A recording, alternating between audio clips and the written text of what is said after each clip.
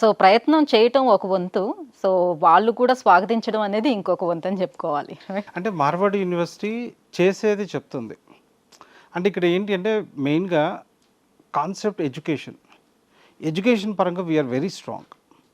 So Marwadi ఎందుకు అంత గొప్పగా మాట్లాడతారంటే మా ఫ్యాకల్టీ స్ట్రెంగ్త్ అని చెప్పొచ్చు, ఫెసిలిటీస్ కావచ్చు, రైట్.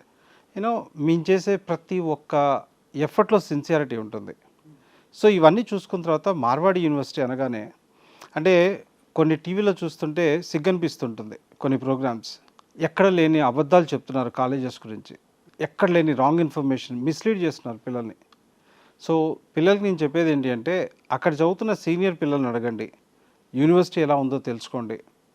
అప్పుడు ఆ ఫీడ్బ్యాక్ తీసుకోకుండా టీవీలో ఎవరో చెప్పారు కదా అని చెప్పి మీరు కనుక ఆ రాంగ్ డెసిషన్స్ వైపు వెళ్తే, ఆ ఇన్స్టిట్యూషన్స్ వైపు వెళ్తే ఎండ్ ఆఫ్ ద డే మీరే బాధపడతారు.